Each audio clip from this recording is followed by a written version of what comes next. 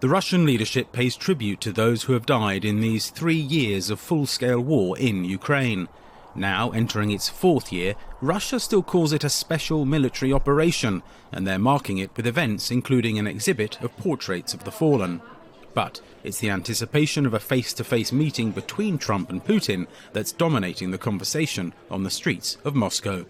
Maxim Ilyanov is among the artists taking part in the memorial portrait exhibit. He sees Trump's approach as transactional and a positive thing. Trump always says, let's make a deal. It's a business position, and those who make deals do not waste advantages, but they seek to acquire. One can negotiate with him, but he wants money, not bullets. Relations between Moscow and Washington hit a low point due to then-President Joe Biden's political and military support for Ukraine.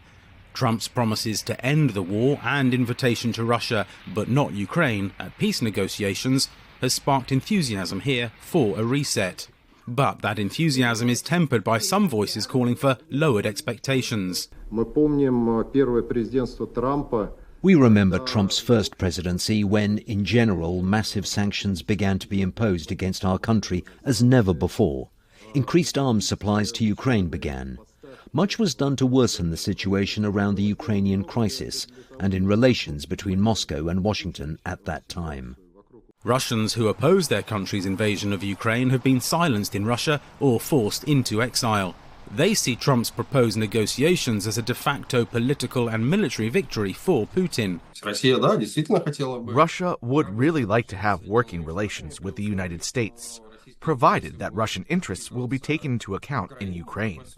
This is, in fact, Putin's rather ambitious plan, which is no different from the capitulation of Ukraine.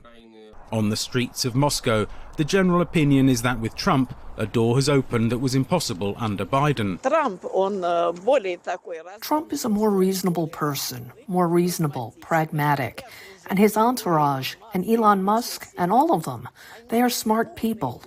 There's no room for negotiation with Biden. He hid the truth and had personal interests in Ukraine. In general, to be honest, I don't care. We will win. I don't care about America. I don't care about Europe.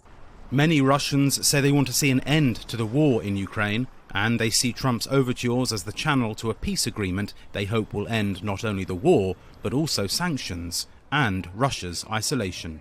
For the VOA Moscow Bureau, Jonathan Spear, VOA News.